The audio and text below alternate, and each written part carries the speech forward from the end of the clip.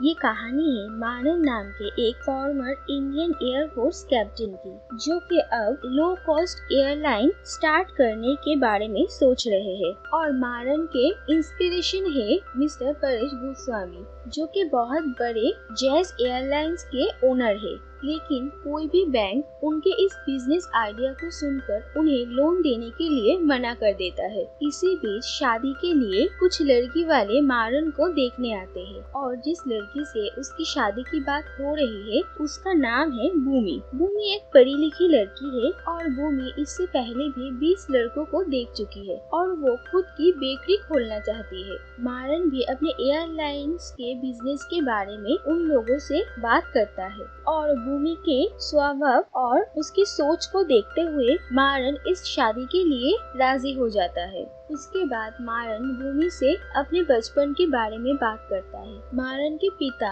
एक टीचर थे और वो उसे बताता है कि कैसे उसके पिता के बहुत कोशिशों के बाद उन लोगों के गांव में बिजली आई थी और उन लोगों के गांव के स्टेशन में कोई भी ट्रेन नहीं रुकती है। इसीलिए एक बार मारन सारे गांव वालों के साथ धरने पे बैठा था ताकि उन लोगों के गांव में भी ट्रेन रुके। और इसी धरने में पत्थरबाजी के चलते हुए मारन के एक दोस्त को चोट लग जाती है और इस बात से उसके पिता उस पर बहुत गुस्सा हो जाते हैं और उन दोनों के बीच झगड़ा हो जाता है, जिसके बाद मारन अपना घर छोड़ देता है और फिर वो एयरफोर्स ज्वाइन करता है। और वहाँ पर भी उसके सीनियर ऑफिसर मिस्टर नायडू के साथ उसके संबंध कुछ ठीक नहीं और मारन के ऐसे ही बर्ताव के लिए मिस्टर नायडू उसे पसंद नहीं करते थे और बात बात पर उसे पनिशमेंट देते थे। मारन से बात करने के बाद भूमि इस शादी के लिए मना कर देती है क्योंकि उसे लगता है कि उन दोनों का सपना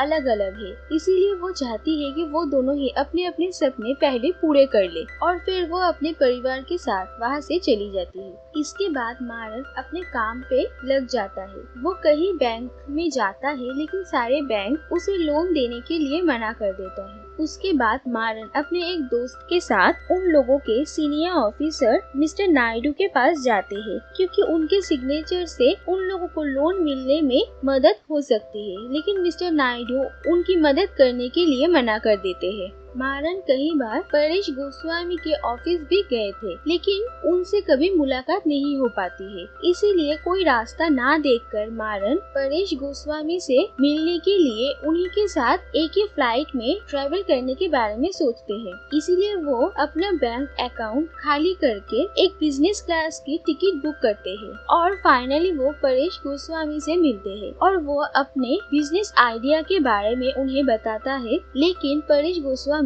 उसकी हेल्प करने के लिए मना कर देता है क्योंकि मिस्टर गोस्वामी को लगता है कि एक गरीब और अमीर कभी भी एक बराबर नहीं हो सकते हैं और एक गरीब किसान और एक अमीर बिजनेसमैन अगर एक साथ एक ही फ्लाइट में ट्रैवल करेंगे तो ये उस अमीर के लिए बहुत बड़ा इंसल्ट होगा। इसीलिए वो मारन के इस बिजनेस आइडिया को रिजेक्ट कर देता है। उसके बाद एक वेंचर कैपिटलिस्ट के हेड प्रकाश बाबू मारन से मिलते हैं, जो कि उसी फ्लाइट में मौजूद थे और उन्होंने मारन की सारी बातें सुना था। वो मारन के इस आइडिया से बहुत इम्प्रेस होते हैं और उससे इस बारे में बात करते हैं। मारन उसे इन डिटेल्स इस बिजनेस के बारे में बताता है और मारा के बिजनेस प्लान से वो काफी इम्प्रेस हो जाते हैं और मारा और अपने बोर्ड मेंबर्स की एक मीटिंग फिक्स करते हैं। इसके बाद मारन भूमि से मिलता है। मारन और भूमि को पिछली बार मिले हुए 3 साल बीत चुके थे और भूमि इतने दिनों में खुद का एक बेकरी भी खोल लेती है। उसके बाद मारन भूमि से कहता है कि उसका बिजनेस भी बहुत जल्दी शुरू हो जाएगा और फिर वो दोनों एक दूसरे से ही शादी करने का फैसला करते हैं और उन दोनों की शादी हो जाती है। उसके बाद मारन बोर्ड मीटिंग में अपने बिजनेस प्लान्स के बारे में बताता है और वो ये प्लान बनाता है कि वो प्लेन एम से बोइंग एयरक्राफ्ट लीज पर लेंगे। मारन के बिजनेस आइडिया से सारे बोर्ड मेंबर्स बहुत इम्प्रेस हो जाते हैं और वो उसके बिजनेस को फंड करने के लिए राजी हो जाते हैं। इसी बीच प्रकाश मारन को ये एडवाइस देते हैं है कि वो कुछ पैसे उधार लेकर प्लेनेम के साथ अपने इस डील को बुक कर ले। इसीलिए मारन अपनी जमीन को गिरवी रखकर 47 लाख उधार लेता है। इसके बाद मारन लाइसेंस के लिए DGCA के ऑफिस जाता है, लेकिन वहाँ के ऑफिसर परेश गोस्वामी का चमचा है और वो मारन से ना मिलने के लिए कई बहाने बनाता है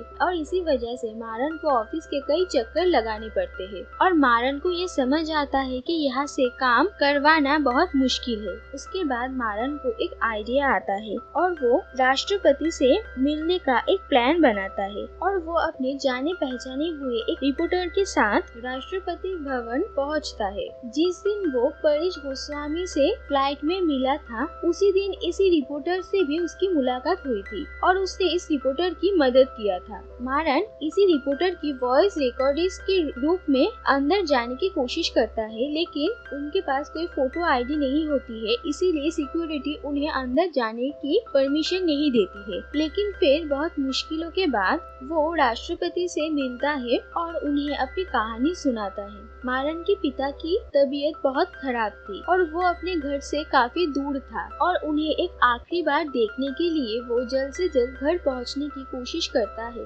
लेकिन उसके पास इतने पैसे नहीं थे कि वो बिजनेस क्लास की टिकट बुक कर सके और इकोनॉमी क्लास की सारी टिकट्स बुक हो चुकी थी और उस दिन उसकी किसी ने भी मदद नहीं किया था। इसके बाद मारन बहुत लंबा रास्ता तय कर अपने घर पहुंचता है, लेकिन उसके घर पहुंचने के बहुत पहले ही उसके पिता की मौत हो चुकी थी और वो अपने पिता की अंतिम संस्कार भी नहीं कर पाया और वो ये कहता है कि अगर फ्लाइट की टिकट्स इतने महंगे ना होते तो उस दिन शायद वो अपने पिता को देख पाता। मारन की कहानी सुनकर राष्ट्रपति DGCA के ऑफिस से उसकी लाइसेंस मिलने में उसकी हेल्प करते हैं। उसके बाद मारन के एयरलाइंस का काम चल रहा था, लेकिन एक दिन उन लोगों को पता चलता है कि DGCA से एक नया लॉ पास हुआ है जिसमें हर एयरप्लेन्स कंपनी को अपना ब्लूप्रिंट सबमिट करना पड़ेगा, नहीं तो उनके प्लेन्स को इंडिया के एयर स्पेस में उड़ने नहीं दिया जाएगा। इस लॉ के वजह से मारन के साथ प्लेनेम की एयरप्लेन्स लीज में देने की ये डील कैंसिल हो जाती है और ये कंपनी मारन पर 50 लाख की पेनल्टी फी भी चार्ज करती है।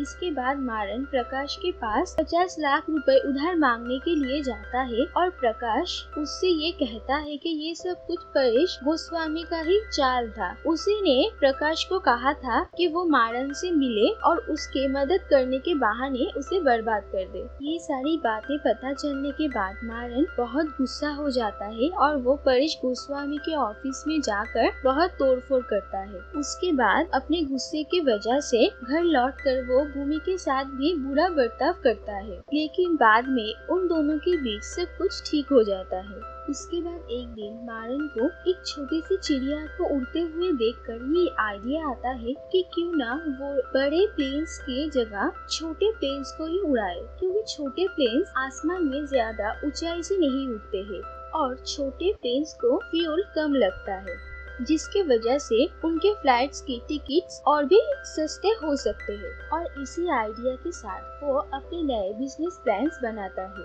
और इस बार टर्बोप्रॉप एयरक्राफ्ट मैन्युफैक्चरर के साथ डील करता है। परेश को ये डर है कि मारन की कामयाबी उसके बिजनेस के लिए खतरा बन सकता है, इसीलिए वो अब मारन को बर्बाद करने की सारी रिस्पॉन्सिबिलिटीज अपने हाथ में ले लेता है। दूसरी तरफ मारन को नए बिजनेस स्टार्ट करने के लिए 3 से 4 करोड़ लगने वाले थे, लेकिन उसके पास इतना पैसा नहीं था। इसीलिए उसकी मदद करने के लिए मारन के गांव वाले अपनी सारी जमीन जायदाद बेचकर उसकी मदद करते हैं। मारन को ये पता था कि ज्यादातर एयरपोर्ट्स परेश के ही कंट्रोल में है, इसीलिए वो अपने फ्लाइट्स की लैंडिंग के लिए ब्रिटिश राज में बने हुए एयर स्ट्रिप्स को चुनता है। मारन अपने एयरलाइन का नाम रखता है डेक्कन एयर और वो लोग ज्यादा कस्टमर के लिए रेलवे स्टेशन के पास टिकट्स सेल करने की फैसला लेते हैं। और मारन का एक दोस्त ऐसा सॉफ्टवेयर भी बनाता है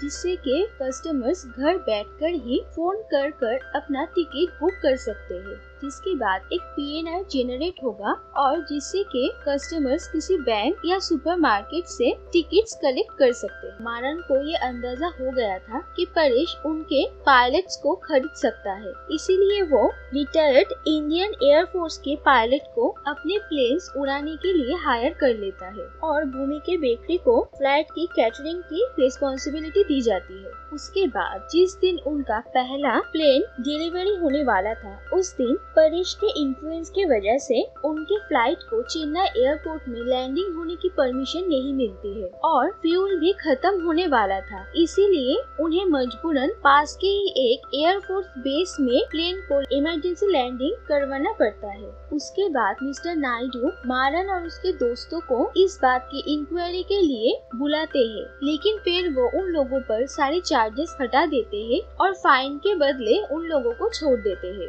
उसके बाद जिस दिन उन लोगों की पहली फ्लाइट टेक ऑफ होने वाली थी, उस दिन मारन मिनिस्टर को इनवाइट करते हैं, लेकिन अचानक प्लेन के एक इंजन में आग लग जाती है और उन्हें फ्लाइट की टेक ऑफ कैंसिल करनी पड़ती है। लेकिन उसके बाद मारन को ये पता चल जाता है कि उनके फ्लाइट के कैप्टन को परेश ने रिश्वत दी थी, जिसके वजह से उन्होंने ही इंजन के साथ कुछ छेड़छाड़ किया था और वो इंक्वायरी कमेटी के सामने भी अपनी गलती को एक्सेप्ट करते हैं। उसके बाद एक इंटरव्यू में परेश गोस्वामी डेक्कन एयर के सेफ्टी के ऊपर सवाल उठाते हैं और वो ये आरोप लगाते हैं कि लो कॉस्ट टिकट्स के वजह से ही उनके फ्लाइट्स में सेफ्टी के साथ कॉम्प्रोमाइज किया जा रहा है। लेकिन दूसरी तरफ मारन सबको ये यकीन दिलाने की कोशिश करता है कि उनके फ्लाइट्स बिल्कुल सेफ है। उसके बाद जिस दिन उन लोगों के तीनों फ्लाइट्स अपनी पहली उड़ान भरने के लिए तैयार थी, तो उनमें से एक फ्लाइट जहां पर मारन था वहां पर कोई भी पैसेंजर नहीं आता है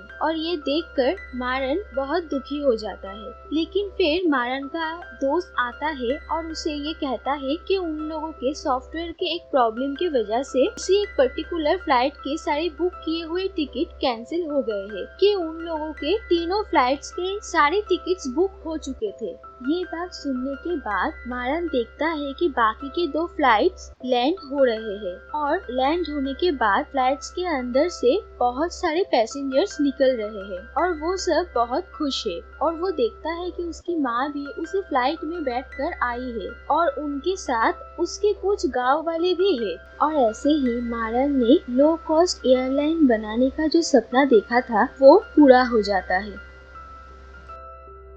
अगर आपको ये वीडियो पसंद आया तो इस वीडियो को लाइक कर दीजिए और ऐसे ही अच्छी अच्छी कहानियाँ सुनने के लिए इस चैनल को सब्सक्राइब करके नोटिफिकेशन बेल को ऑन कर दीजिए, ताकि इस चैनल पर आए हुए हर वीडियो का नोटिफिकेशन आप तक पहुंच जाए। Thank you for watching.